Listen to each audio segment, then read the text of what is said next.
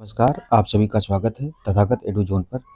अब हम कोशिश करेंगे कि इस लेक्चर को ज़्यादा थोड़ा बड़ा करके इसको जल्दी से ख़त्म किया जाए, क्योंकि समय बिहार के लिए तो कम ही बच रहा है। वैसे अभी एडमिट कार्ड नहीं आया है।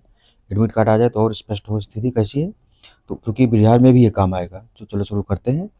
पहला, अर्थशास्त्र से संबंधित महत्वपूर्ण शब्दावलियाँ क्या-क्या हैं? तो इसमें देखते हैं जीडीपी जो है, ग्रॉस डोमेस्टिक प्रोडक्ट, सकल घरेलू उत्पाद क्या है? तो किसी देश की एक निश्चित अवधि में निर्मित सभी वस्तुओं और सेवाओं का जो कुल मूल्य है, उसको क्या कहते हैं? जीडीपी। मतलब जीडीपी जो है एक देश में और 1 वर्ष टाइम लिया जाता है। इसके घरेलू सीमा जो है, उसमें जितनी भी वस्तुएँ आती हैं, अंतिम वस्तुएँ हैं, उनको उनका जो है मौद्रिक मूल्य है, उसको क्या कहते हैं? जीडीपी कहते हैं। इन्फ्लेशन क्या है? तो सामान और सेवाओं की कीमतों में वृद्धि जो मुद्रा के मूल्य में गिरावट का संकेत देती है। मतलब वस्तुओं की कीमत बढ़ जाती है और रुपए की कीमत कम हो जाती है, वो मुद्रास्फीति यानी में इन्फ्लेशन कहलाता है। डिफ्लेशन क्या है? तो ये अवमूल्यन है। मतलब सामान और सेवाओं की कीमतों में गिरावट होती है, जो आमतौर पर आर्थिक मंदी के दौरान होती है। मॉनेटरी पॉलिसी क्या है? तो ये जो केंद्रीय बैंक द्वारा मुद्रा आपूर्ति और ब्याज दरों के नियंत्रण के माध्यम से अर्थव्यवस्था को प्रभावित करने की नीति है मॉनेटरी पॉलिसी। भारत में इसे आरबीआई जो है, वो इसको जारी करता है। उसके बाद फिस्कल पॉलिसी क्या है? तो राजकोषीय नीति, ये जो भारत सरकार है वो जारी करती है। तो इसमें क्या है? सरकार द्वारा करों और सरकारी खर्चों के माध्यम से अर्थव्यवस्था को प्रभावित करने की नीति है। बैलेंस ऑफ पेमेंट क्या है? तो भुगतान संतुलन। इसमें किसी देश की अंतर्राष्ट्रीय लेन देन का रिकॉर्ड, जिसमें निर्यात, आयात और वित्तीय प्रवाह शामिल होते हैं। तो भारत द्वारा जितना भी, अगर किसी देश के रूप में देखें तो भारत द्वारा जितना भी विदेशों से व्यापार किया जाता है, उसका जो निर्यात और आयात का बैलेंस देखते हैं, तो उसी को बैलेंस ऑफ पेमेंट कहा जाता है। फिर अगला है, भारतीय रिजर्व बैंक से संबंधित महत्वपूर्ण तथ्य क्या हैं? तो इसमें आरबीआई जो है केंद्रीय बैंक है, जिसकी स्थापना हिल्टन यंग आयोग की संस्तुति पर 1935 में हुई थी। आरबीआई का राष्ट्रीयकरण कब? 1 जनवरी 1949 को हुआ था। इसका मुख्य उद्देश्य मुद्रा नियंत्रण, बैंकिंग प्रणाली का विनियमन और वित्तीय स्थिरता सुनिश्चित करना है। आरबीआई की मुद्रा नीति देश में मुद्रास्फीति और मुद्रास्फीति जन दबाव को नियंत्रित करने में महत्वपूर्ण भूमिका निभाती है। रेपो रेट और रिवर्स रेपो रेट का निर्धारण आरबीआई द्वारा किया जाता है, जिससे बैंकिंग प्रणाली में नकदी का जो प्रवाह है, उसको नियंत्रित किया जाता है। आरबीआई के प्रथम गवर्नर जो कौन थे? ऑसबॉर्न स्मिथ थे। स्वतंत्र भारत के प्रथम गवर्नर कौन रहे थे? तो सीडी देशमुख थे। आरबीआई के वर्तमान गवर्नर कौन है? तो शक्तिकांत दास हैं। फिर अगला, केंद्र राज्य संबंधों से संबंधित जो अनुच्छेद है, इसमें कहा गया है कि केंद्र राज्यों का संबंध संविधान के भाग 11 में जो है प्रशासनिक, विधायी और प्रशासनिक संबंध दिए गए हैं। अनुच्छेद 245 से लेकर 263 तक। अनुच्छेद 245 कहता है कि संसद देश में कानून बना सकती है, विधानमंडल राज्यों में के लिए कानून बना सकते हैं। अनुच्छेद 246 कहता है कि संघ सूची, राज्य सूची और समवर्ती सूची के विषयों का, यानी कि जो अनुसूची 7 में 3 सूचियाँ दी गई हैं, तो उन तीनों का उल्लेख अनुच्छेद 246 के तहत भी किया गया है। अनुच्छेद 247 कहता है कि अतिरिक्त न्यायालय बनाया जा सकता है संसद द्वारा चाहे तो। अनुच्छेद 248 कहता है कि जो अवशिष्ट जो शक्तियाँ हैं वो किसके पास है? संघ सरकार के पास। जो विषय बाद में जुड़े जाएंगे वह केंद्र सरकार के विषय में जोड़े जाएंगे, जैसे इसरो, डीआरडीओ, साइबर क्राइम वगैरह जो है, ये अवशिष्ट शक्तियों में आते हैं। तो इनको कहाँ? केंद्र के पास रखा गया है। अनुच्छेद 252 कहता है, अनुच्छेद 249, ये भी क्वेश्चन यूपी पीसीएस में आया है कई बार। इसमें क्या है कि राज्यसभा किसी भी जो विधेयक है, उसको क्या है कि 2/3 बहुमत से अगर प्रस्ताव पारित कर देती है कि ये राष्ट्रीय हित का विषय है किसी विषय को, तो उस पर राज्य सूची के विषय पर भी संसद कानून बना सकती है। अनुच्छेद 249 है। और ये कब तक लागू रहता है? तो 1 वर्ष तक लागू रहता है, जो इस तरीके से जो विधेयक बनाया जाता है। अनुच्छेद 252 क्या कहता है? तो 2 या 2 से अधिक राज्यों की सहमति हो तो संसद राज्य सूची के विषय पर भी कानून बना सकती है। अनुच्छेद 253 कहता है कि अंतर्राष्ट्रीय करार या समझौते को प्रभावी बनाने के लिए संसद राज्य सूची के सभी कानून बना सकती है। अनुच्छेद 254 कहता है कि विधानमंडल ऐसा कोई कानून नहीं बनाएगी जो संसद का कानून है उससे असंगत हो या मेल न खाता हो। अनुच्छेद 263 जो है अंतर्राज्यीय परिषदों के गठन के बारे में बात करता है। सभी राज्य और केंद्र शासित जो प्रदेश हैं के मुख्यमंत्री की केंद्र सरकार द्वारा वर्ष में 3 बार मीटिंग होगी। तो अंतर्राज्यीय जो परिषद है, इसकी स्थापना कब हुई थी?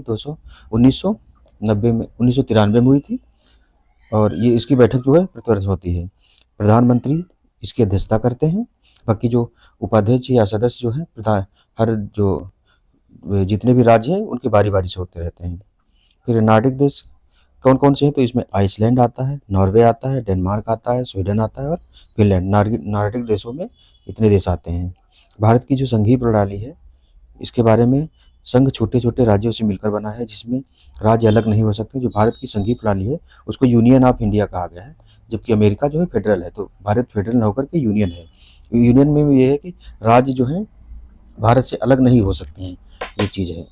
इसके बाद में इसमें संघ संघ में इकहरी नागरिकता का प्रावधान है, जिसमें सभी राज्यों के लिए एक ही संविधान काम करता है। संघ और उसके क्षेत्र का वर्णन किसमें, तो अनुच्छेद 1 से 4 के बीच में किया गया है। अनुच्छेद 1 कहता है कि भारत राज्यों का संघ यानी कि यूनियन है। अनुच्छेद 2, संसद राष्ट्रपति के पूर्व अनुमति पर किसी विदेशी राज्य को भारत में मिला सकती है, जैसे कि सिक्किम को 35वें संविधान संशोधन द्वारा आंशिक राज्य का दर्जा, और 36वां जो संविधान संशोधन 1975 में किया गया था, उसके तहत इसको पूर्ण राज्य बनाया गया था। सिक्किम को 22वें राज्य के रूप में सिक्किम की स्थापना 1975 में हुई थी। 36वें संविधान संशोधन द्वारा इसको शामिल किया गया था। अनुच्छेद 3 कहता है कि संसद किसी भी राज्य के नाम, सीमा एवं क्षेत्रफल में परिवर्तन कर सकती है। ये जो परिवर्तन होगा, ये साधारण विधेयक के तहत आएगा। ये राष्ट्रपति की पूर्व अनुमति लेकर के संसद में प्रस्तुत किया जाता है। राष्ट्रपति चाहे तो राज्यों की अनुमति लेने के लिए भेज सकता है। जो राज्य अनुमति मतलब राज्य जो भी सिफारिश करेंगे, संसद उसको मानने के लिए बिल्कुल भी बाध्य नहीं है, बस भेजा जाता है। जैसे कि तेलंगाना के मामले में आंध्र प्रदेश को भेजा गया था, उनकी सिफारिश को माना नहीं गया था।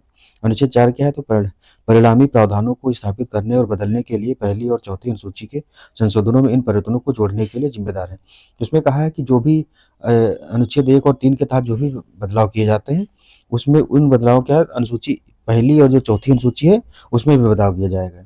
अगर ये जो संघ वाला विषय है, इनमें अगर कोई बदलाव होता है, तो अनुसूची 1 और चौथी भी, उसमें भी बदलाव किया जाएगा। फिर देशी रियासतों का भारत में विलय कैसे हुआ है, तो 13 देशी रियासतों ने पाकिस्तान में विलय कर लिया था। उस समय कितनी, तो 650 के आसपास कुछ रियासतें थी, जो कितनी 552 के आसपास, तो 560 से ज़्यादा रियासतें थी। उनमें से क्या है, 13 ने पाकिस्तान के साथ विलय कर लिया था। 552 जो बची थी देशी रियासतें भारत में बची, जिसको संघ में मिलने की जिम्मेदारी सरदार वल्लभ भाई पटेल और जो वीपी मेनन थे, ये उस समय गृह सचिव थे, और माउंटबेटन को मिली थी। 3 देशी रियासतों ने भारत में मिलने से मना कर दिया, लेकिन बाद में वह विभिन्न ऑपरेशनों के माध्यम से मिली। तो हम देखते हैं जम्मू कश्मीर जो है, ये अक्टूबर 1948 में इसने, ये 47 में ही, अक्टूबर 1947 में इसने क्या है कि भारत में विलय हो गया है। फिर बाद में हैदराबाद और जूनागढ़ भी हो गया। ये 3 रियासतें कौन है, तो हैदराबाद, जूनागढ़ और जम्मू कश्मीर। हैदराबाद को ऑपरेशन पोलो के तहत, जूनागढ़ में जनमत संग्रह करवाया गया था, और जम्मू कश्मीर को एक विलय पत्र पर हस्ताक्षर करके भारत में मिलाया गया था। आग्नेय चट्टानों का जो रूपांतरण होता है, तो आग्नेय चट्टानें जो है, किसमें, कायंत्री चट्टानें में रूपांतरित होती हैं। इसमें ये पूछा गया है जैसे कि ग्रेनाइट जो है रूपांतरित होकर नीस बनती है, साइनाइट नीस बनती है, ग्रेब्रो जो है, ग्रेब्रो ये सर्पेंटाइन बनती है, बेसाल्ट सिस्ट में बदल जाते हैं, बिटुमिनस का जो रूपांतरण होता है, तो ये ग्रेफाइट में बदल जाता है। और सादी जब चट्टानें, उनका रूपांतरण अगर होता है, तो इसमें सपिंड सिस्ट बन जाती है, बलुआ पत्थर क्वार्टजाइट बन जाता है, शेल का स्लेट में बदलाव हो जाता है, और चूना पत्थर का संगमरमर बन जाता है, तो चूना पत्थर जो है संगमरमर बन जाता है। लिग्नाइट कोयला जो है वो एंथ्रेसाइट कोयला में बदल जाता है। फिर विश्व के प्रमुख पठार, तो माटो ग्रासो पठार कहाँ है, ब्राज़ील में है। कोरात पठार कहाँ है, थाईलैंड में है। चियापास पठार कहाँ है, दक्षिणी मैक्सिको में है। जांडो पठार कहाँ है, तो ये पूर्वी नाइजीरिया में है। बोरबोरगा पठार ब्राज़ील में है। तकला मकान कहाँ है, चाइना में है।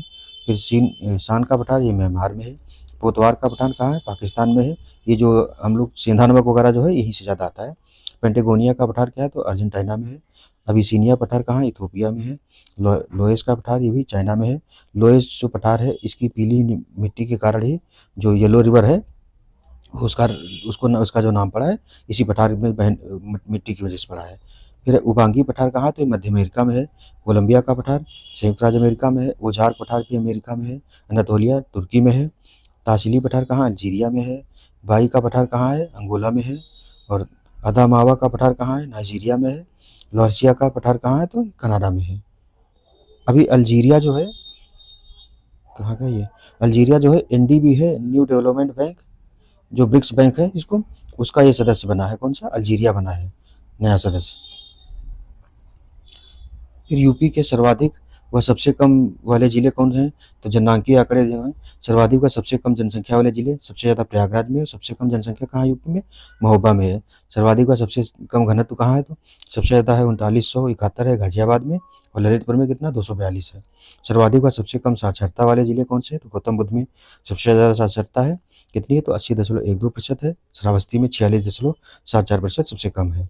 सर्वाधिक व सबसे कम महिला साक्षरता कहाँ है? तो कानपुर नगर में सबसे ज़्यादा महिला साक्षरता है 75.05, और श्रावस्ती में, इसमें भी श्रावस्ती पिछड़ी है, तो 34.78% है। सर्वाधिक व सबसे कम पुरुष साक्षरता कहाँ है? गौतम बुद्ध नगर में कितनी? तो 88.08% साक्षरता है, और श्रावस्ती में कितनी है? तो 57.16% साक्षरता है। सर्वाधिक व सबसे कम दशकीय वृद्धि दर, तो गौतम बुद्ध में, जो गौतम बुद्ध नगर है वहाँ 49% दशकीय वृद्धि दर हुई है जनसंख्या में, और कानपुर नगर में 9.9% हुई है सबसे कम। सर्वाधिक व सबसे कम लिंगानुपात कहाँ है? तो जौनपुर में सबसे ज़्यादा। ये 2011 का जो जनगणना आई थी उसी के अंतिम आंकड़ों के अनुसार है। गौतम बुद्ध नगर में 851 जो है, जो सबसे कम लिंगानुपात है। उत्तर प्रदेश में एक्सप्रेसवे कौन-कौन सी हैं? तो यमुना एक्सप्रेसवे 165 किलोमीटर है। नोएडा एक्सप्रेसवे ये कहाँ है? तो 25 किलोमीटर है। आगरा लखनऊ एक्सप्रेसवे 302 किलोमीटर है। दिल्ली मेरठ एक्सप्रेसवे 96 किलोमीटर है। पूर्वांचल एक्सप्रेसवे है तो 341 किलोमीटर है। दिल्ली से मेरठ के बीच में अभी रैपिड रेल ट्रांजिट सिस्टम शुरू किया गया है, जो कि चालू भी हो गया है। उसका मोदी जी के नाम पर कुछ नाम रखा गया है। ये करंट अफेयर्स का क्वेश्चन है। पूर्वांचल एक्सप्रेस वे कितना? 341 किलोमीटर है। बुंदेलखंड एक्सप्रेस वे क्या है? 296 किलोमीटर है। गोरखपुर लिंक एक्सप्रेस वे क्या है? तो 91 किलोमीटर है। गंगा एक्सप्रेस वे 594 किलोमीटर है। लखनऊ कानपुर एक्सप्रेस वे क्या? 63 किलोमीटर है। Ghaziabad Kanpur express way 380 kilometre है। गोरखपुर सिलीगुड़ी एक्सप्रेस वे कितना है? तो 519 किलोमीटर है। Delhi Saharanpur Dehradun express way 210 kilometre है। गाजीपुर बलिया माझीघाट एक्सप्रेस वे कितना है? तो 117 किलोमीटर है। आगे है यूपी के कुछ प्रमुख नगरों के जो प्राचीन नाम है उनका दिया है। तो जो काशी का नाम क्या है? वाराणसी। कानकुब्ज नगर या महोदयश्री नगर कन्नौज का था। रामग्राम या गोरक्षपुर गोरखपुर का पुराना नाम था। हरिगढ़ कोइल या कोल अलीगढ़ का है। तो ये कोइल और कोल पूछा गया है, किसका नाम है? तो अलीगढ़ का है। फिर है कानपुर का कानपुर था। कपिल वस्तु यानी कि सिद्धार्थनगर का पिपरवाह था। लखनऊ का लक्ष्मणपुर या लखनपुर। कुशीनारा का कुशीनगर, कुशीनगर का कुशीनारा था। फिर मथुरा का था मधुपुरी। राज्यों में अनुच्छेद 71 जो है इसका प्रावधान किया गया है कि किस तहत विशेष प्रावधान किए गए हैं। कौन कौन से इसमें आर्टिकल आते हैं? तो हम देखते हैं कि अनुच्छेद 71 जो है महाराष्ट्र और गुजरात से संबंधित है। अनुच्छेद 71 जो है नागालैंड से संबंधित है। 71 असम से है। 71 मणिपुर से है। 71 आंध्र प्रदेश से संबंधित है। 71 क्या है? तो सिक्किम से संबंधित है। H से मिजोरम से संबंधित है। H अरुणाचल प्रदेश से, और I जो है ये गोवा से। J जो है हैदराबाद और कर्नाटक से संबंधित है। ये इनसे कभी कभी मिलान दे देता है, क्वेश्चन पूछ देता है। भारत निर्वाचन आयोग क्या है? तो अनुच्छेद 324 के तहत निर्वाचन आयोग का प्रावधान किया गया है। और भाग कौन सा है? तो भाग 15 के तहत ये किया गया है प्रावधान। एक स्वायत्त संवैधानिक निकाय है जो भारत में संघ और राज्य चुनाव प्रक्रियाओं का संचालन करता है। स्थापना क्या है? तो 25 जनवरी 1950 को हुई थी। यह देश में लोकसभा, राज्यसभा, राज्य विधानसभा, राष्ट्रपति और उपराष्ट्रपति के चुनाव है उनका संचालन करता है। इसका राज्यों में पंचायतों और नगर पालिकाओं के जो चुनाव है उनसे कोई संबंध नहीं। उसके लिए अनुच्छेद 243 वाला जो है उसमें प्रावधान किया गया है, राज्य जो चुनाव आयोग होता है उसके तहत। इसके लिए भारत का संविधान अलग से राज्य चुनाव आयोग का प्रावधान करता है। अगला निर्वाचन आयोग से संबंधित जो संवैधानिक प्रावधान है तो भारतीय संविधान का भाग जो ये 15 है, अनुच्छेद 324 से 329 तक निर्वाचन आयोग के संबंध में बात करता है। यह चुनावों से संबंधित है और इन मामलों में हेतु एक आयोग की स्थापना करता है। अनुच्छेद 324 क्या है? तो चुनाव का अधीक्षण, निर्देशन, नियंत्रण कौन करेगा? तो चुनाव आयोग करेगा। अनुच्छेद 325 कहता है कि धर्म, जाति या लिंग के आधार पर किसी भी व्यक्ति विशेष को मतदाता सूची में शामिल न करने और इस आधार पर मतदान करने के लिए अयोग्य नहीं ठहराया जाएगा। अनुच्छेद 326 क्या है? तो लोकसभा और राज्यों की जो विधानसभाओं के चुनाव वयस्क मताधिकार पर होंगे और ये सीधे मतलब मत प्रणाली द्वारा होते हैं, प्रत्यक्ष निर्वाचन प्रणाली इसको बोलते हैं। अनुच्छेद 327 कहता है विधानसभाओं के चुनाव के संबंध में प्रावधान करने की किसकी संसद की शक्ति है। अनुच्छेद 328 है ऐसे विधानमंडल के चुनावों के संबंध में प्रावधान करने के लिए राज्य विधानमंडल की भी शक्ति दी जा सकती है। अनुच्छेद 329 क्या है? तो चुनावी मामलों में अदालत के हस्तक्षेप पर रोक लगाई गई है। किसके आर्टिकल 329 के तहत चुनावी हस्तक्षेप में चुनावी मामले जो है उसमें न्यायालयीय हस्तक्षेप पर रोक लगी है। राज्य पुनर्गठन से संबंधित आयोग कौन है? तो इसके धर आयोग जो बना था 1947-48 में बना था। इसमें राज्यों के पुनर्गठन भाषा के आधार पर इसने मना कर दिया था। फिर जेबीपी समिति बनी थी, इसमें जवाहरलाल नेहरू, वल्लभ भाई पटेल और पट्टाभी सीतारमैया 1948 में बनी थी। राज्यों के पुनर्गठन में देश की सुरक्षा, एकता, आर्थिक समृद्धि को भी ध्यान में रखा जाना चाहिए, इसने भी मतलब मना कर दिया था भाषा के आधार पर राज्यों का गठन। फिर बाद में राज्य पुनर्गठन आयोग बना है, 1953 में इसका गठन हुआ था। 1956 में इसने अपनी रिपोर्ट दी है। फजल अली, जो सैयद फजल अली थे, उनकी अध्यक्षता बना था। 2 और सदस्य थे, हृदय राज कुंजरू और के एम बड़िक्कर। राज्यों के पुनर्गठन के लिए भाषा को आधार स्वीकार किया, इसी के आधार पर राज्य पुनर्गठन अधिनियम बनाया गया और भाषा के साथ साथ इसने और भी चीज़ें स्वीकार की हैं, जिसमें प्रशासनिक जो दक्षता है उसको भी ध्यान में रखा जाना चाहिए। फिर आगे देखते हैं वेलेजली की जो सहायक संधि है उसको स्वीकार करने वाले पहला राज्य कौन है? तो हैदराबाद 1798, फिर 1800 में। तो पहला राज्य हैदराबाद है। दूसरा मैसूर है 1799 में, तंजौर अक्टूबर 1799 में, अवध नवंबर 1801 में, पेशवा जो हैं ये दिसंबर 1801 में, बरार के भोसले जो हैं दिसंबर 1803 में, सिंधिया जो हैं फरवरी 1804 में, जोधपुर 1818, जयपुर 1818, मछेरी 1818, बूंदी 1818, भरतपुर 1818। ये जो कुछ क्रम वाले हैं, जैसे कि एक तो हो गया वेलेजली की सहायक संधि किसने स्वीकार की थी, दूसरा है डलहौजी की राज्य हड़प जो नीति है उसका क्रम क्या कौन कौन सा है, तीसरा है अलाउद्दीन खिलजी ने जो ये युद्ध किए थे वो कौन कौन से क्रम में है, चौथा है औरंगजेब और दारा सिकोह के बीच जो युद्ध हुए हैं उनका क्रम पूछ देता है। बाकी इधर मॉडर्न हिस्ट्री में देखते हैं तो कई ऐसे हैं जिनमें क्रम पूछ देता है, खास करके जो आंदोलन हुए हैं उसमें। तो इस तरीके के जो क्वेश्चन है इंपॉर्टेंट हो जाते हैं, इनमें से मतलब एक आध क्वेश्चन तो आ ही जाता है। आगे स्मृतियों और आयोगों का नाम, वर्ष, गवर्नर जनरल और वायसराय क्या? तो स्कॉट मॉनक्रिफ क्या नाम है?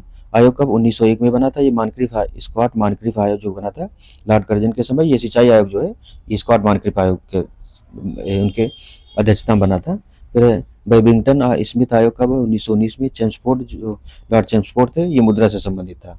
फिर हंटर कमेटी जो बनी थी 1919 में, ये इसमें भी लॉर्ड चेम्सफोर्ड थे। ये पंजाब में जो हुआ था जलियांवाला बाग हत्याकांड उसकी जांच के लिए सरकारी समिति जो बनी थी वो है। इसमें शायद एक भारतीय सदस्य भी थे, चिमन लाल गायत्री नाम उनका था, भारतीय थे। बाकी जो भारतीयों की जो समिति बनी थी उसमें गांधी जी थे, मदन मोहन मालवीय थे, ये लोग इनकी भी समिति बनी थी। फिर अगला है मूडीमैन समिति कब है? 1924 में बनी, लॉर्ड रीडिंग के समय में। मॉन्टेग्यू चेम्सफोर्ड सुधारों के द्वैध शासन की जो कार्यप्रणाली है उसके परीक्षण हेतु बनी थी मूडीमैन समिति। बटलर आयोग 1927 में बना है, ये भारतीय राज्यों से संबंधित सिफारिश के लिए बनाया गया था। साइमन कमीशन 1928 में भारत आया था, इसका जो गठन हुआ था वो 1927 में हुआ था, दिसंबर 1927 में गठन हुआ था। फिर और आया कब है? फरवरी 1928 में आ गया है। ये कब आया था? तो जो लॉर्ड इरविन शासन योजना की प्रगति की जांच करने एवं सुधार के लिए नए कदम सुझाने हेतु आया था। व्हिटले आयोग 1929 में आया है, लॉर्ड इरविन के समय, ये श्रम से संबंधित था। सप्रू आयोग बना है 1935 में, लाल नीतिकों थे, बेरोजगारी से रिलेटेड है। तो बेरोजगारी का ये आता है कौन सा आयोग था? ये लॉर्ड नीतिकों के समय सप्रू आयोग बना था। हिल्टन यंग आयोग बना था 1939 में, ये भी मुद्रा से रिलेटेड था। चैटफील्ड आयोग का बना था तो 1939 में, ये भी लाल लेथको के समय, ये सेना से रिलेटेड था। फ्लाउड आयोग बना था 1940 में, लाल लेथको बंगाल में जो काश्तकारी आंदोलन हो रहे थे उसके लिए आया था। फिर सिंधु घाटी सभ्यता में जो बंदरगाह थे तो इसमें 4 दिए हैं, एक है बालाकोट, सुतका गिंडोर, नागेश्वर और लोथल। लोथल तो गुजरात में भोगा नदी तट पर है। सुतका गिंडोर जो है ये मतलब पाकिस्तान में है और ये पश्चिमी एरिया जो है हड़प्पा सभ्यता का उसका क्षेत्र है।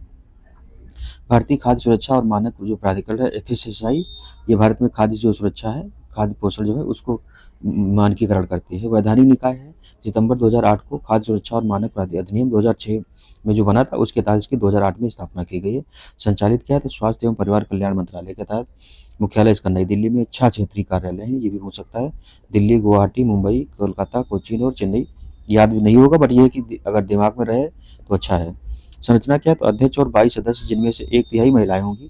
FSSAI भारत में खाद्य प्रमाणन के लिए जिम्मेदार है। आप लोग देखते होंगे जिसमें वेज नॉन वेज वगैरह का जो है ये जो FSSAI का ही हॉलमार्क रहता है। दिशा निर्देश और मानक बनाना, लाइसेंस प्रदान करना, ऑडिट आयोजित करना, खाद्य सुरक्षा के बारे में जागरूकता बढ़ाना, शिक्षा रिकॉर्ड और जानकारी बनाए रखना, सरकार को सूचित करना।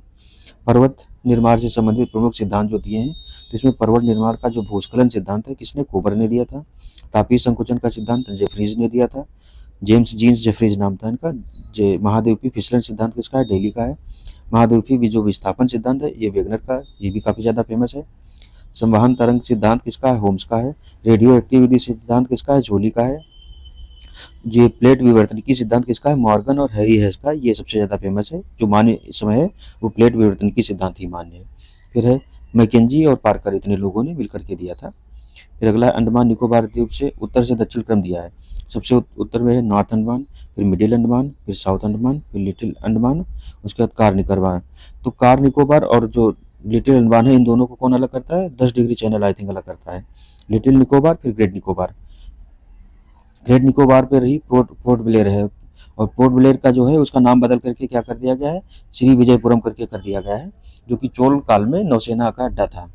फिर दक्षिण भारत की जो महत्वपूर्ण नदियां हैं उनसे संबंधित तथ्य क्या है, तो दक्षिण भारत की नदियों की लंबाई का क्रम, गोदावरी सबसे है, इसकी लंबाई है 1465 किलोमीटर।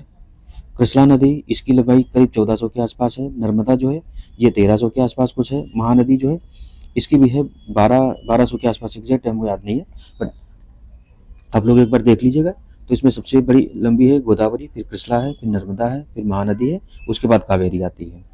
दक्षिण भारत की प्रमुख नदियाँ और उनकी सहायक नदियाँ कौन है, गोदावरी की कौन सी है, तो ये काफ़ी बार क्वेश्चन इससे आए हैं। इन जितनी भी नदियाँ हैं तो गोदावरी की है पूर्णा, प्राणहिता, वेनगंगा, पेनगंगा और वर्धा, मंजीरा, इंद्रावती। गोदावरी की इतनी सहायक नदियाँ हैं। उसके बाद कृष्णा की कौन सी सहायक नदियाँ हैं, तुंगभद्रा है, कोयना है, घाट प्रभा है, मूसी है, भीमा है, मालप्रभा, पंचगंगा, दूधगंगा। कावेरी की अमरावती, भवानी, हिमावती, काबिनी। महानदी की है शिवनाथ, हसदेव, ईब और टेल। गाय और उस भैंस की जो नस्लें हैं वो दी है कौन कौन सी हैं, तो गाय की नस्लें कौन कौन है, गिर है, साहिवाल है, लाल सिंधी है, हल्लीकर है, अमृतमहल है, खिल्लारी है, कंगायम है, अम्बलाचेरी है, पुलीकुलम है, आलमबड़ी है, थारपरकर है, हरियाणा है, देवनी है, ओंगोल है, कृष्णा वैली है, गंगातीरी है और गोलाव है। भैंस की नस्लें में है बन्नी, बरगुर, छत्तीसगढ़ी, चिल्का, गोजरी, कालाहांडी, लुईत, स्वैम्प है, मराठी, मराठवाड़ी है, मुरसा है, मुर्रा है, सुरती है, जाफराबादी है, भदावरी है। जो पंचायत मूवी सीरीज है उसमें यही नाम लेता है, मिर्सा, मुर्रा, सुरती, जफराबादी, भदावरी, नीली रावी, मेहसाणा, नागपुरी, टोडा। विदेशी गाय की नस्लें कौन है, जर्सी है, ये गाय की जो नस्लें विदेशी वाली है, जर्सी, होल्स्टीन फ्रीजियन है, ब्राउन स्विस है, रेड डैन है, आयरशायर है, गोयनर्स है, अंकोल है, नरमेड है, सिम्पल है। जो सबसे ज़्यादा दूध देने वाले में है ये शायद होल्स्टीन फ्रीजियन जो है सबसे ज़्यादा दूध देने वाली विदेशी नस्ल है। फिर मवेशियों की 10 शीर्ष नस्लें कौन है, तो सिरोही, जखराना, सुरती, मेहसाणा, चेगू, कच्छी बकरी, अट्टापड्डी काला, कन्नू कादू और जो बरारी। बकरियों की नस्लें कौन कौन सी हैं, तो इसमें देखें विदेशी बकरियों की नस्लें बोवर, अल्पाइन, सानेन, टोगेनबर्ग, एंग्लो न्यूबियन। देसी बकरी की नस्लें जो हैं जमुनापारी है, बर्बरी है, बीटल है, मालाबारी है, उस्मानाबादी है और काला बंगाल है। शिक्षा से संबंधित महत्वपूर्ण योजनाएं कौन कौन सी हैं, तो अनौपचारिक शिक्षा योजना 1975 में, ऑपरेशन ब्लैक बोर्ड 1987 में शुरू हुआ था, संपूर्ण साक्षरता अभियान 1991 में, मिड डे मील योजना कब है, तो 15 अगस्त 1995 को शुरू हुई थी। कल्प शिक्षा योजना 1998 में शुरू हुई थी। शिक्षा मित्र योजना जो है ये 2001 में शुरू हुई थी, मतलब 2000 वाला जो वित्त वर्ष है उसमें शुरू हुई थी। सर्व शिक्षा अभियान कब है, तो 2001 में शुरू हुआ था। विद्या वाहिनी प्रोजेक्ट कब है, 2003 में। और कस्तूरबा गांधी विद्यालय बालिका विद्यालय 2004 में। साक्षर भारत मिशन जो है ये 2009 में। तो सर्व शिक्षा अभियान 2001 में, जो पेंसिल पर 2 बच्चे बैठे वो वाला, और साक्षर भारत मिशन 2009 में शुरू हुआ है। सहारा मरुस्थल का विस्तार इन 11 देशों में है, कौन कौन से हैं, सहारा जो मरुस्थल है ये अफ्रीका वाला जो एरिया है, इसके ये कर्क रेखा हो गई जो भूमध्य रेखा, और भूमध्य रेखा के ऊपर जो कर्क रेखा है इधर वाला जो एरिया है ये पूरा सहारा मरुस्थल। तो मोरक्को, अल्जीरिया, चाड, लीबिया, माली, मारिटानिया, मिस्र, पश्चिमी सहारा, नाइजर, सूडान, ट्यूनिशिया। उसके बाद विश्व के महाद्वीप और उनके सर्वोच्च पर्वत कौन कौन से हैं, तो उत्तरी अमेरिका महाद्वीप का सर्वोच्च पर्वत क्या है, माउंट मैकिनले, रेनियर भी इसको कहते हैं, माउंट रेनियर भी कहते हैं। जब बराक ओबामा राष्ट्रपति थे उस समय इसका नाम चेंज किया गया था, माउंट मैकिनले है। दक्षिण अमेरिका महाद्वीप का सर्वोच्च पर्वत क्या नाम है? माउंट एकांकागुआ है। अफ्रीका महाद्वीप का सर्वोच्च पर्वत शिखर कौन है? माउंट किलिमंजारो है। अंटार्कटिका महाद्वीप का सर्वोच्च पर्वत शिखर कौन सा है? माउंट विंसन मैसिफ है। एशिया महाद्वीप का सर्वोच्च पर्वत शिखर माउंट एवरेस्ट है। यूरोप महाद्वीप का सर्वोच्च पर्वत शिखर कौन है? माउंट एल्ब्रुस है। ऑस्ट्रेलिया महाद्वीप का कौन है? माउंट कोसिस्को है। उसके बाद अगला है महत्वपूर्ण प्लेटें और सम्मिलित भाग कौन कौन से हैं? तो जो अंटार्कटिका प्लेट है उसमें क्या है? अंटार्कटिक महाद्वीप प्लस अंटार्कटिका के चारों ओर से घेरती हुई जो महासागरीय प्लेटें हैं वो शामिल हैं। उत्तरी अमेरिकी प्लेट कौन सी? उत्तरी पश्चिमी अटलांटिक महासागर प्लस उत्तर अमेरिका महाद्वीप शामिल है। दक्षिणी अमेरिकी प्लेट में दक्षिण अमेरिका महाद्वीप और दक्षिणी पश्चिमी अटलांटिक महासागर शामिल है। प्रशांत महासागरीय प्लेट जो है प्रशांत महासागर जो है उसका नितल शामिल है। सबसे बड़ी प्लेट आई थिंक यही है। इंडो ऑस्ट्रेलियन प्लेट क्या है? तो Bharat plus Australia plus Hind महासागर। फिर अफ्रीकन प्लेट क्या है? तो अफ्रीका महाद्वीप, पूर्वी अटलांटिक महासागर, पश्चिमी हिंद महासागर शामिल है। यूरेशियन प्लेट में यूरोप, एशिया प्लस पूर्वी अटलांटिक महासागर शामिल है। विश्व का मरुस्थल और उनके विस्तार का क्षेत्र कौन कौन सा है? तो अटाकामा मरुस्थल जो है चिली, पेरू, बोलीविया और अर्जेंटीना में शामिल फैला हुआ है। कालाहारी मरुस्थल कहाँ है? तो बोत्सवाना, नामीबिया, दक्षिण अफ्रीका में है। अरब मरुस्थल Jordan, Iraq, Kuwait, Oman, Qatar, Saudi Arab, संयुक्त अरब अमीरात और यमन में शामिल है जो अरब मरुस्थल है। और कौन सी बद्दू जनजाति जो है यही पाई जाती है। गोबी मरुस्थल मंगोलिया चीन में है। ग्रेट विक्टोरिया मरुस्थल कौन है? ऑस्ट्रेलिया में है। ऑस्ट्रेलिया की जो जनजाति कौन सी है? स्थानीय जो जनजाति है उसका नाम बिंदु या बिंदु करके है। फिर है ग्रेट पेटागोनिया मरुस्थल अर्जेंटीना चिली में है। थार मरुस्थल तो ये तो भारत और पाकिस्तान का है। सबसे ज़्यादा जनसंख्या वाला जनघनत्व वाला जो है मरुस्थल कौन सा है? ये थार मरुस्थल है, जनघनत्व यहाँ ज़्यादा है। सीरियाई मरुस्थल सऊदी अरब, जॉर्डन, सीरिया और इराक में है। चिहुआहुआ मरुस्थल कहाँ से? यूएसए और मैक्सिको। उसके बाद अगला है प्रमुख झीलें और उनका विस्तार कहाँ कहाँ है? तो कैस्पियन सागर जो है कजाकिस्तान, रूस, तुर्कमेनिस्तान, अजरबैजान और ईरान है। इसका एक क्रम है, सीक्वेंस है। तारीख जो है इसकी 60 तारीख है। तुर्कमेनिस्तान, अजरबैजान, रसिया, ईरान और कजाकिस्तान, इस तरीके से कैस्पियन सागर के तट पर जो देश हैं। सुपीरियर झील का कौन? सुपीरियर झील में तो कनाडा और यूएसए के बीच में स्थित है। विक्टोरिया झील है युगांडा, तंजानिया और केन्या की सीमा पर है। टंगानाइका झील कहाँ है? तो ये दोनों अफ्रीका की हैं। कांगो, तंजानिया, जाम्बिया तथा बुरुंडी में है। ज्वालामुखी से निकलने वाली गैसें कौन कौन है? तो जलवाष्प यानी कि H2O, कार्बन डाइऑक्साइड निकलती है, हाइड्रोजन निकलती है, हाइड्रोजन सल्फाइड निकलती है, CO निकलती है, कार्बन मोनोऑक्साइड निकलती है, फिर हाइड्रोजन क्लोराइड निकलती है, हीलियम निकलती है और सल्फर डाइऑक्साइड निकलती है। न्यूटन के गति के नियम कौन कौन से हैं? तो 3 नियम हैं। तीनों में क्या है?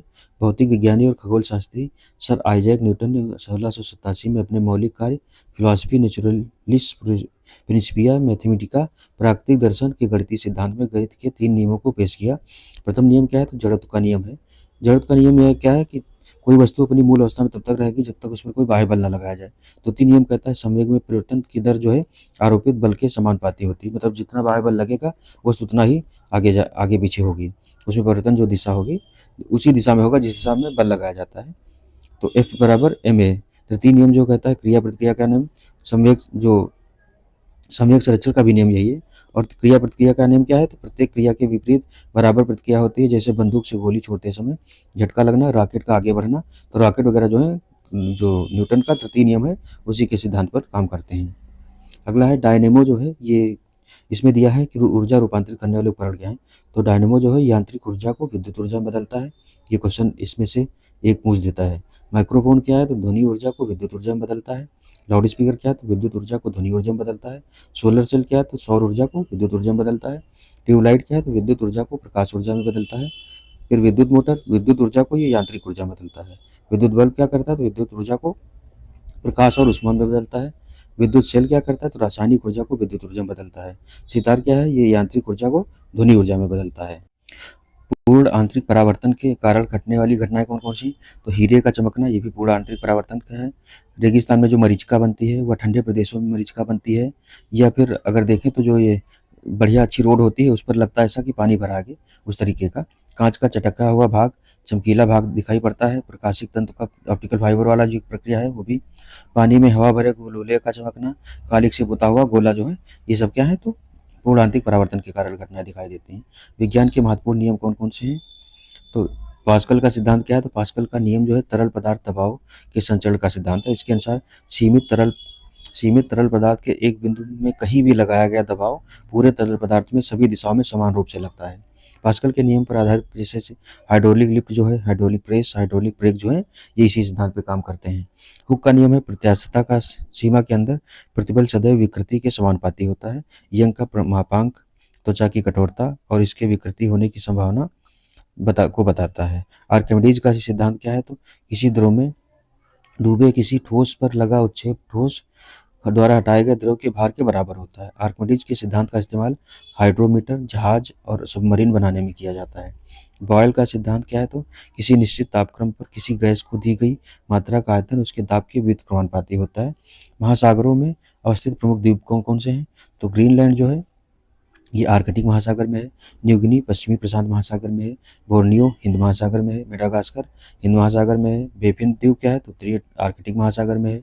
जावा द्वीप हिंद महासागर में है। सुमात्रा द्वीप हिंद महासागर में है। होन्शु द्वीप कहाँ है? तो उत्तरी महासागर में है, उत्तरी प्रशांत महासागर में। ये जापान का है। ब्रिटेन जो है उत्तरी अटलांटिक महासागर में है। क्यूबा जो है ये कैरेबियन सागर में है। जापान के जो द्वीप हैं उनका क्रम पूछ देता है। तो होक्काइडो, होन्शु, शिकोकू और क्यूशू ये क्रम है इनका। उत्तर से दक्षिण क्रम पूछ देता है जापान के जो 4 द्वीप हैं। आइसलैंड के आइसलैंड कहाँ है? तो उत्तरी अटलांटिक महासागर में। आयरलैंड कहाँ है? उत्तरी अटलांटिक महासागर में। श्रीलंका हिंद महासागर में। तस्मानिया दक्षिण पश्चिम प्रशांत महासागर में। विक्टोरिया द्वीप कहाँ है? तो उत्तरी ध्रुव महासागर में है। उत्तरी द्वीप कहाँ है? तो ये दक्षिण पश्चिम प्रशांत महासागर में है। दक्षिणी द्वीप कहाँ है? तो दक्षिण पश्चिम प्रशांत महासागर में है। सुलावेसी द्वीप कहाँ है? हिंद महासागर में है। फिर इलिस मेरे द्वीप कहाँ है? तो उत्तरी ध्रुव महासागर में है। विश्व की प्रमुख ठंडी जलधाराएं कौन कौन सी हैं? तो बेंगुला धारा कहाँ है? ये दक्षिणी अटलांटिक महासागर में एकमात्र ठंडी जलधारा बेंगुला बहती है। दक्षिणी अटलांटिक महासागर में एकमात्र ठंडी जलधारा बेंगुला बहती है। बेंगुला जलधारा दक्षिण अफ्रीका के पश्चिमी तट के सहारे दक्षिण से उत्तर की ओर बहती है। कनारी जलधारा जो है ये जो स्पेन है वहाँ एक कनारी द्वीप है वहाँ के आसपास बहती है। यह जलधारा उत्तर पश्चिम अफ्रीका के पश्चिमी भाग में उत्तर से दक्षिण की ओर प्रवाहित होने वाली ठंडी जलधारा है। पेरुवियन या हम्बोल्ट जलधारा जो है ये दक्षिण पूर्वी जो प्रशांत महासागर है में दक्षिण अमेरिका महाद्वीप के पश्चिमी भाग में प्रवाहित होने वाली ठंडी जलधारा है। यही जो भारत में दक्षिण पश्चिम मानसून है उसके लाने में बड़ा योगदान इसका होता है। अल नीनो का जो प्रभाव होता है तो ये जो जलधारा है इसका बनना कम हो जाता है। फिर क्या विश्व की प्रमुख गर्म जलधाराएं कौन कौन है? तो गल्फ स्ट्रीम फ्लोरिडा की धारा जब एंटिलीज धारा से मिलकर के हेट्रास अंतरिक्ष से आगे बढ़ती है तो ये गल्फ स्ट्रीम कहलाती है। यह एक गर्म जलधारा है। यह संयुक्त राज्य अमेरिका के जो पूर्वी तट है उसके सहारे प्रवाहित होती है।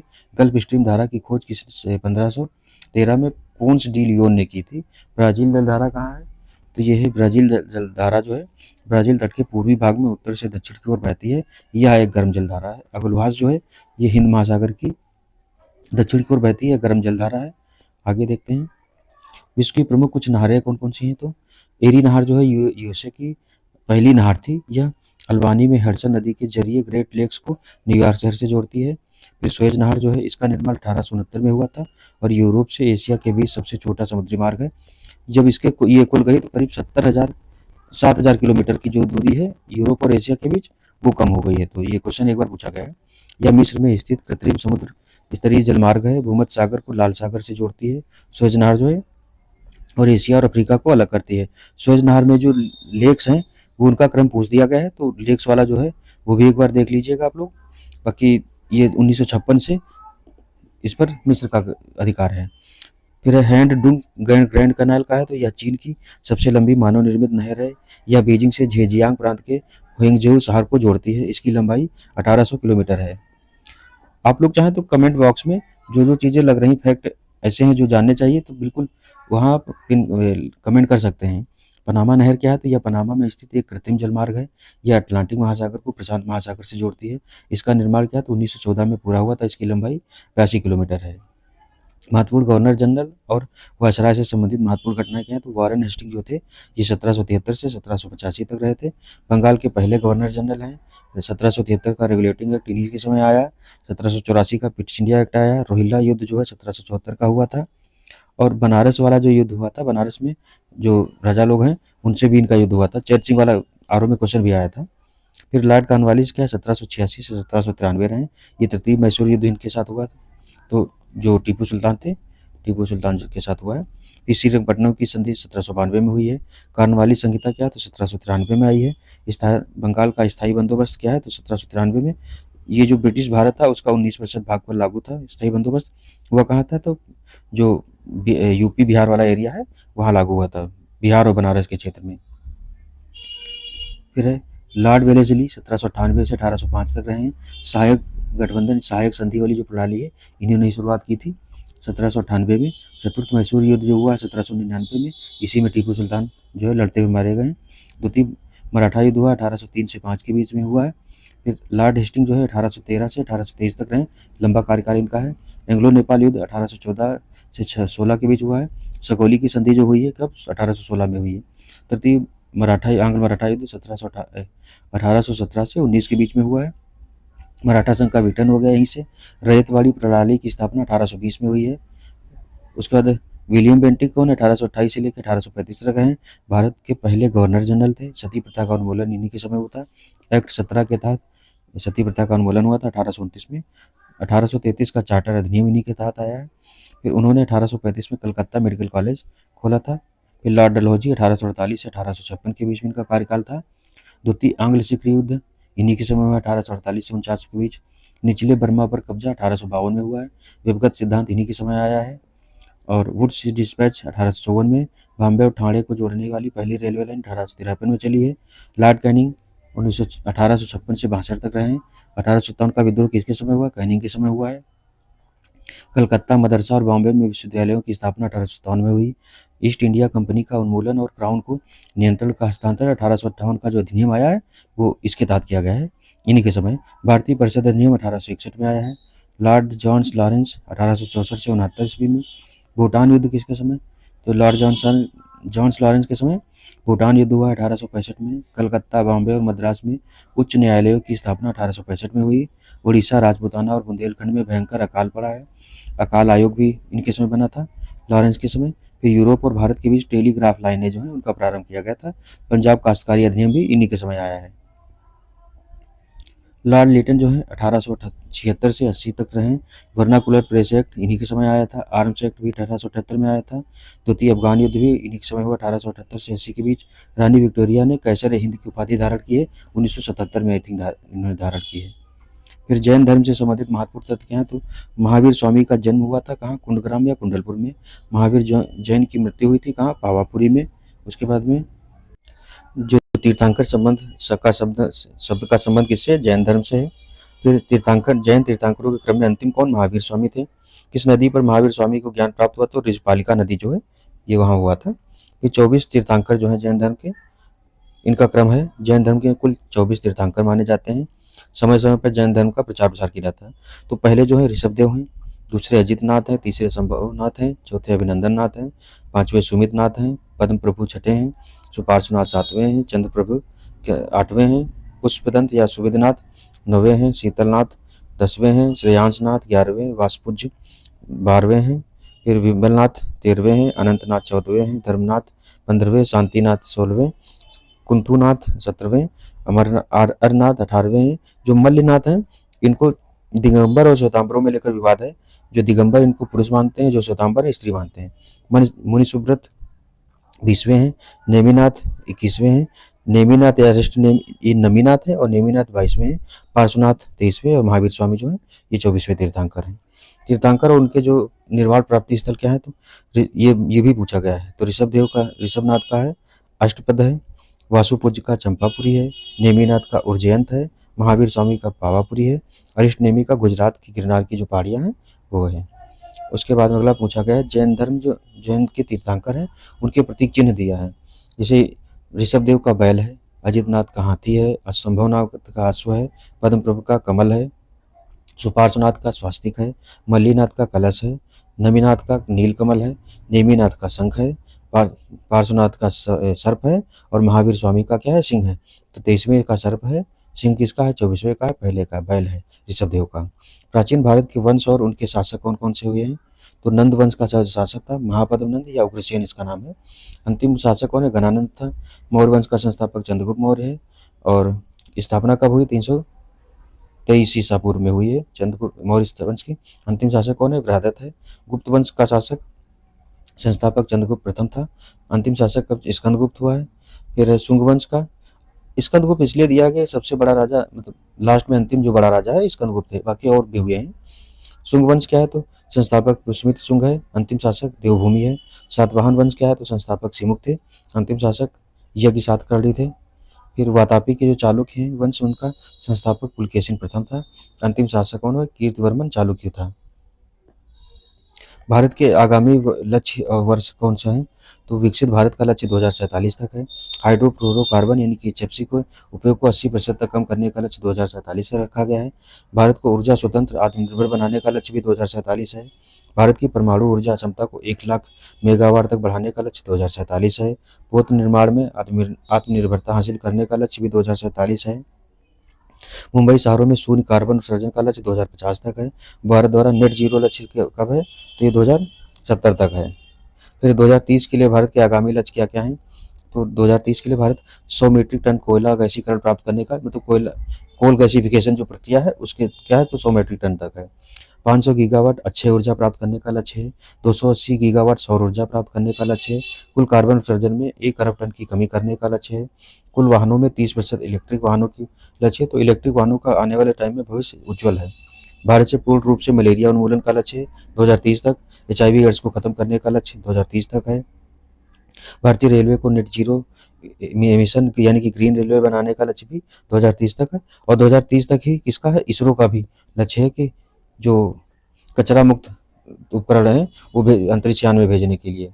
फिर महत्वपूर्ण विदेशी यात्री दूत कौन कौन से, तो मेगास्थनी जो है 302 से 298 ईसा पूर्व के बीच में भारत आया था, ये सेलुकस निकेटर का राजदूत था। फायान कब 405 से 411 ईस्वी के बीच में आया है, या चंद्रगुप्त द्वितीय जो था उसके समय आया है। चंद्रगुप्त द्वितीय विक्रमादित्य के शासनकाल में भारत आया था। वेनसांग जो आया 630 से लेकर 645 ईस्वी तक रहा है, यह हर्षवर्धन के समय भारत आया था। ये नालंदा विश्वविद्यालय में गया था, वहाँ शिक्षा भी लिया था। इत्सिंग जो है 671 से 695 ईस्वी के बीच आया है, चीनी यात्री था। और जो हर्षवर्धन इसकी ह्वेनसांग की बुक का क्या नाम है, शिव की शायद नाम है।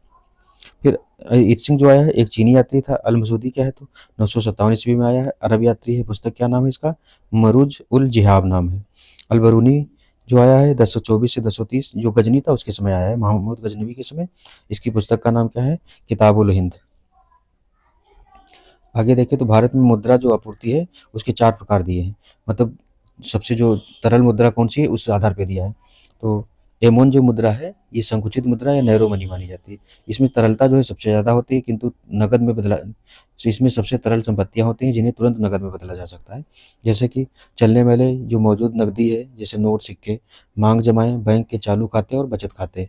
अन्य निकासी योग्य जमाएं, जैसे कि बैंक ट्रांसफर या डिमांड ड्राफ्ट। एमोन सीधे इस्तेमाल की जा सकने वाली मुद्रा है जो सबसे ज़्यादा तरल होती है। तो सबसे ज़्यादा तरलता किसमें है, एमोन में है। M2 में क्या है, तो एमोन की यानी कि इसमें जो है प्लस डाकघर जो बचत खाते हैं वो भी इसमें शामिल होते हैं M2 में। तो इसमें M1 के सभी घटक शामिल होते हैं, साथ ही इसमें डाकघर के बचत खाते, पोस्ट ऑफिस सेविंग्स भी जोड़े जाते हैं। यह थोड़ा कम तरल होता है लेकिन फिर भी आसानी से नकदी में बदला जा सकता है। M3 में क्या है, तो M1 वाली चीज़ें हैं प्लस दीर्घकालिक जमा इसमें शामिल हैं।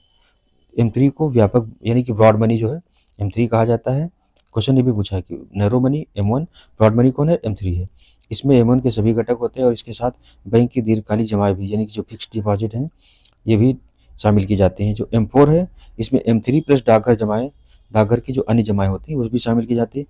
M4 जो है सबसे व्यापक मुद्रा है, मुद्रा की आपूर्ति माप है।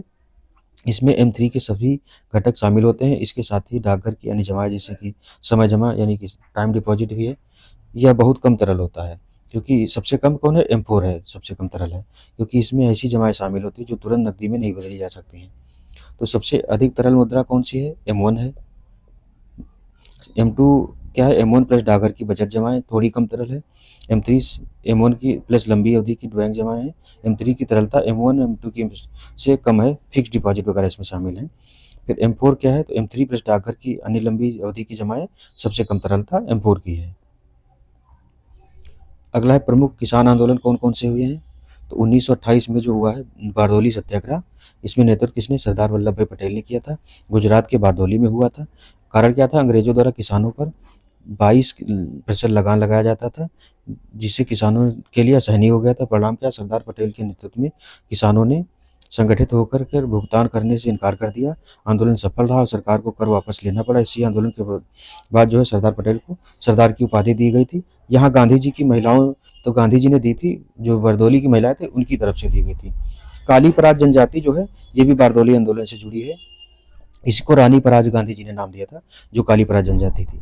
चंपारण सत्याग्रह कब है, 1917 में हुआ है, गांधी जी के नेतृत्व में हुआ है। स्थान कहाँ था, तो बिहार के चंपारण जिला था। कारण क्या है, तो अंग्रेजों द्वारा तिनकठिया व्यवस्था के तहत किसानों को अपनी भूमि के एक हिस्से पर नील की खेती करने के लिए मजबूर किया जा रहा था, जिससे किसान आर्थिक रूप से कमजोर हो रहे थे। परिणाम क्या हुआ, तो गांधी जी ने सत्याग्रह के माध्यम से किसानों की मांगों को प्रमुखता से उठाया और अंततः ब्रिटिश सरकार को तिनकठिया जो प्रथा थी उसको समाप्त करना पड़ा। यह महात्मा गांधी का भारत में पहला सफल सत्याग्रह था।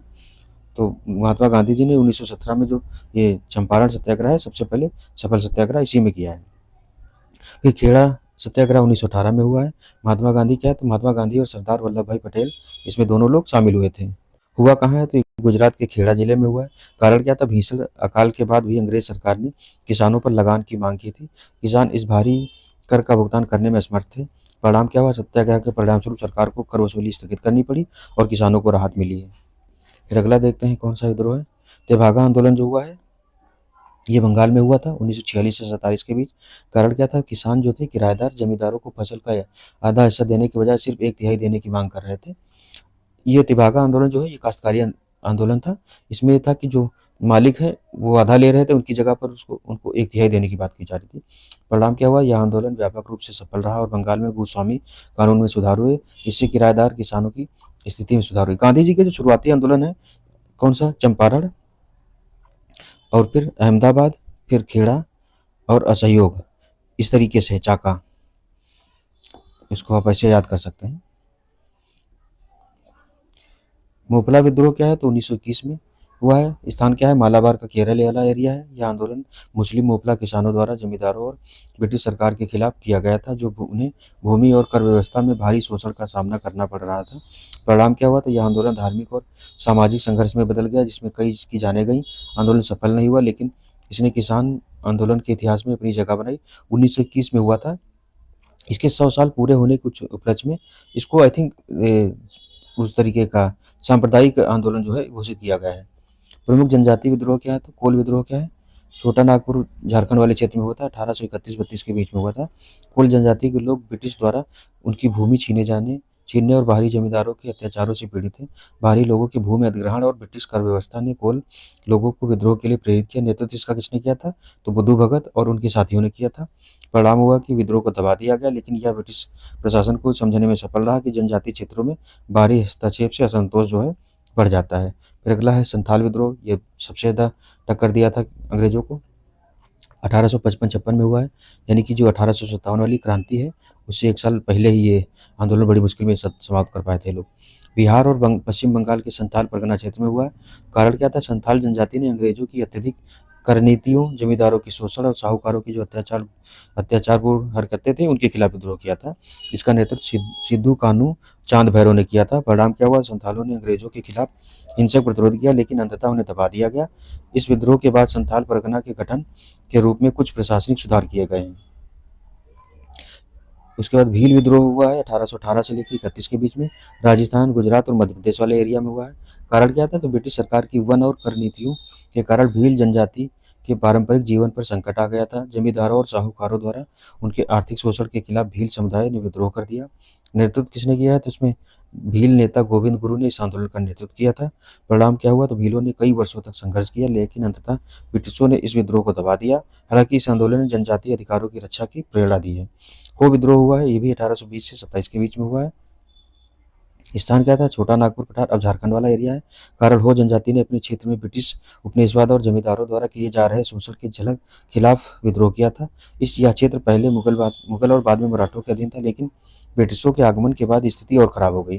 परिणाम क्या हुआ? तो ब्रिटिश सरकार ने इस विद्रोह को कठोरता से दबाया, लेकिन हो जनजाति की संघर्षशीलता ने आगे के जनजातीय आंदोलनों को प्रेरित किया। ज्यादातर शुरुआती आंदोलन जो दबा दिए गए, लेकिन उनसे सीख तो मिलती ही है। वो चीज़ है कि महत्वपूर्ण विदेशी यात्री और दूत कौन आए? तो मेगास्थनी जो आया 302 से 298 ईसा पूर्व, सेल्यूकस निकेटर का राजदूत था। फायन 405 से 411 के बीच आया है। वह चंद्रगुप्त द्वितीय विक्रमादित्य शासनकाल में भारत आया था। ह्वेनसांग जो है 630 से 645 ईस्वी में आया, वह हर्षवर्धन के शासनकाल में भारत आया था। इत्सिंग 671 से 695 ईस्वी में एक चीनी यात्री था। अलमसूदी 957 ईस्वी में एक अरब यात्री था। पुस्तक उसकी मुरूज अल ज़ियाब अल बरूनी 1024 से 1030 के बीच महमूद गजनवी के समय आया। पुस्तक किताबुल हिंद है। मार्को पोलो 1292 से 1294 में 1294 ईस्वी में दक्षिण भारत का दौरा किया। उसकी कृति क्या थी? Book of sir Marco Polo. ये इटली का था मार्को पोलो। फिर इब्न बतूता 1333 से 1347 ईस्वी के बीच एक मोरिस यात्री है, मोरक्को का यात्री था ये। उनकी पुस्तक क्या नाम? रहला है। मोहम्मद बिन तुगलक के समय आया है। निकोलो कॉन्टी ये भी इटली का था। 1420 से 1421 ईस्वी एक वेनिस यात्री है, विजयनगर साम्राज्य के समय आया है। फिर अब्दुल रज्जाक जो है ये 1443 से 1444 ईस्वी के बीच है, फारसी यात्री है, कालीकट में जबोरिन के समय आया है। बिहार में कई बार पूछा कि ये किसके समय आया? तो जो देवराय द्वितीय थे उनके समय आया है। विलियम हॉकिंस 1608 से 1611 ईस्वी में जहांगीर के समय आया था, राजदूत बनकर के। ये कंपनी की तरफ से आया था अधिकार प्राप्त करने के लिए। फिर है वायसराय से संबंधित अधिनियम और तथ्य क्या है? तो 1773 का रेगुलेटिंग एक्ट बंगाल के गवर्नर को बंगाल का गवर्नर जनरल पद नाम दिया गया। वारेन हेस्टिंग बने पहले। 1833 का चार्टर अधिनियम आया। बंगाल के गवर्नर जनरल को भारत का गवर्नर जनरल कहा जाने लगा। विलियम बेंटिक पहले बने हैं। 1858 का भारत सरकार अधिनियम आया। इसमें पदनाम बदल करके वायसराय कर दिया गया भारत का। लॉर्ड कैनिंग पहले वायसराय बने। भारत के वायसराय का पद 1948 में खत्म कर दिया गया। लॉर्ड माउंटबेटन जो थे अंतिम वायसराय थे भारत के। फिर अगला है 1900 मुगलकालीन प्रशासनिक अधिकारियों की सूची जारी की गई है, जिसमें क्या क्या प्रशासनिक इकाई प्रांत सूबा कहा जाता था। अधिकारी कौन होता था? सिपह सलार जो है सिपह सलार प्रमुख कार्यकारी अकबर अधीन और बाद में सूबेदार को निजाम के रूप में जाना जाता था। दीवान का तो राजस्व विभाग का प्रभारी होता था। बख्शी सैन्य विभाग का प्रभारी होता था। प्रशासनिक इकाई क्या है? तो जिला होती थी। अधिकारी क्या है? फौजदार प्रशासनिक प्रधान होता था। अमाल या अमलगुजार राजस्व संग्रह। कोतवाल कानून और व्यवस्था का रखरखाव। आपराधिक मामलों का निशान और मूल्य नियमन करता था। उसके बाद में प्रशासनिक इकाई क्या है? परगना है। अधिकारी कौन होता था? सिकदार होता था परगने का। प्रशासनिक प्रमुख ने खुद को और कोतवाल के कर्तव्यों को मिला लिया। अमीन क्या है? अमीन कानून को राजस्व अधिकारी होता था। गांव जो प्रशासनिक अधिकारी इसका जो अधिकारी होता था मुकद्दम मुखिया। पटवारी मुनीम होता था। फिर अगला है चौकीदार होते थे। प्रथम आंग्ल मराठा युद्ध हुआ है 1775 से 82 के बीच में। ये नाना फडणवीस और अंग्रेजों के बीच पुरंदर की संधि 1776 में हुई है। मुख्य कारण क्या था? तो पेशवा की उत्तराधिकार की जो लड़ाई चल रही थी, इसके अंतर्गत रघुनाथ राव राघोबा पेशवा बनने के लिए अंग्रेजों की मदद ली, जिससे युद्ध की शुरुआत हुई। शामिल पक्ष रघुनाथ राव, नाना फडणवीस एवं वारेन हेस्टिंग थे। निष्कर्ष क्या हुआ? तो सालवाई की संधि 1782 से 2 दशकों तक शांति स्थापित हो गई। इसके तहत अंग्रेजों ने रघुनाथ राव का समर्थन छोड़ दिया और मराठों ने बदले में अंग्रेजों को शांतिपूर्ण व्यापार करने की अनुमति दे दी। अगला क्या है? अंग्रेज और मराठों के संघर्ष के अंतर्गत होने वाली जो प्रमुख संधियां हैं कौन कौन सी हैं? तो सूरत की संधि 1775 में हुई है। पुरंदर की संधि 1776 में। बड़गांव की संधि 1779 में हुई है। सालवाई की संधि 1782 में। बसीन की संधि 1802 में हुई है। देवगांव की संधि हुई 1803 में हुई है। फिर देवगांव की संधि 1803 में। सुरजी अर्जन गांव की संधि 1803 में। राजापुर घाट की संधि 1804 में। नागपुर की संधि 1816 में। ग्वालियर की संधि 1817 में। पूना की संधि हुई है 1817 में। मंदसौर की संधि भी 1818 में हुई है। आगे देखते हैं राज्यों का जो पुनर्गठन आयोग बने हैं उसमें क्या क्या है। तो संविधान सभा के अध्यक्ष डॉक्टर राजेंद्र प्रसाद ने इलाहाबाद उच्च न्यायालय के अवकाश प्राप्त न्यायाधीश जो थे एस.के. धर की अध्यक्षता में एक 4 सदस्यीय आयोग नियुक्त किया था। इस आयोग ने भाषा के आधार पर राज्यों के पुनर्गठन का विरोध किया, प्रशासनिक सुविधा के आधार पर राज्यों के पुनर्गठन का समर्थन किया था। राज्यों का पुनर्गठन आयोग 1953 में फजल अली की अध्यक्षता में बनाया गया था। भाषाई आधार पर पहला गठित राज्य कौन है? आंध्र प्रदेश। 1953 में इसकी घोषणा कर दी गई थी, 1953 में ही। नए राज्यों का जो गठन वर्ष है ये पूछा जाता है, ये कौन सा राज्य किस वर्ष गठित हुआ है? तो आंध्र प्रदेश 1 अक्टूबर 1953 गठित हुआ था। गुजरात 1 मई। गुजरात जो है पहले ये बम्बई था, बम्बई को अलग करके गुजरात और महाराष्ट्र 2 राज्य बन गए हैं, तो महाराष्ट्र और गुजरात जो है 1 मई 1960 को बने थे। नागालैंड 1 दिसंबर 1963 को बना है। हरियाणा जो है 1 नवंबर 1966। हरियाणा पंजाब जो है, पंजाब को अलग करके हरियाणा हिमाचल प्रदेश केंद्र शासित प्रदेश से बनवा दिया गया था और पंजाब राज्य बनाए गए। तो हरियाणा और पंजाब जो है 1966 में। हिमाचल प्रदेश केंद्र शासित प्रदेश के रूप में 1971 में बना है। सिक्किम 26 अप्रैल 1975 में। 36वें संविधान संशोधन द्वारा मिजोरम जो है फरवरी 1987 में। अरुणाचल प्रदेश राज्य के रूप में 1987 में आया। उत्तराखंड झारखंड छत्तीसगढ़ इनका क्रम है छत्तीसगढ़, उत्तराखंड और झारखंड छूज करके है क्रम, ऐसे याद कर सकते हैं। तो उत्तराखंड 9 नवंबर को आया है, झारखंड 15 नवंबर को, छत्तीसगढ़ 1 नवंबर को। 2000 में तीनों का गठन हुआ है। तेलंगाना 2 जून 2014 को इसका गठन हुआ है और 31 अक्टूबर 2019 से जो जम्मू कश्मीर और लद्दाख है 2 केंद्र शासित प्रदेश बन गए हैं। फिर संविधान की 7वीं अनुसूची में शामिल विषय कौन है? तो मूलतः जो थे 66 विषय शामिल थे, वर्तमान में 61 हैं, जैसे कि पुलिस, जेल, कृषि, सिंचाई, जन स्वास्थ्य आदि जो है इसी में आते हैं। समर्थित सूची में 52 विषय हैं, पहले 47 थे, जैसे जलमार्ग, शिक्षा, वन, कारखाना, विवाह, तलाक, बिजली, आर्थिक नियोजन आदि। फिर संघ सूची क्या है? तो 100 विषय हैं, पहले 97 थे। रक्षा, विदेश, डाकतार, टेलीफोन, रेल, बैंकिंग, मुद्रा, इस और जो इस तरीके की चीज़ें हैं सारी उसमें संघ सूची में आती हैं। अगला है उद्देशिका से संबंधित सुप्रीम कोर्ट के फैसले। तो बेरूबाड़ी जो संघ था उसमें 1960 में उद्देशिका संविधान का भाग नहीं है, ये कहा था सुप्रीम कोर्ट ने। केशवानंद भारती मामला 1973 में आया है, उद्देशिका संविधान का भाग है।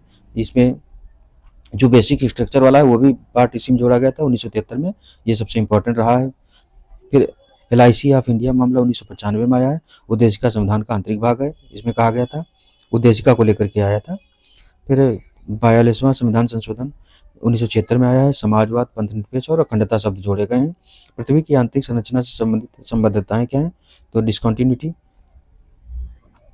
कॉनराड असंबद्धता क्या है? तो ये अपर क्रस्ट और निचले क्रस्ट के बीच स्थित है, तो इसमें ऐसे इसको कर लेते हैं।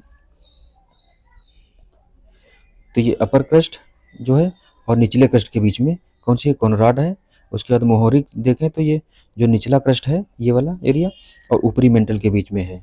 उसके बाद रेप्टिय संबद्धता क्या है? तो ये ऊपरी मेंटल जो है, ऊपरी और निचले मेंटल के बीच में, इन दोनों के बीच में ये आती है। गुटेनबर्ग असंबद्धता क्या है? तो ये आती है निचला मेंटल और जो बाह्य कोर है इसके बीच में आती है। लेहमैन असंबद्धता क्या है?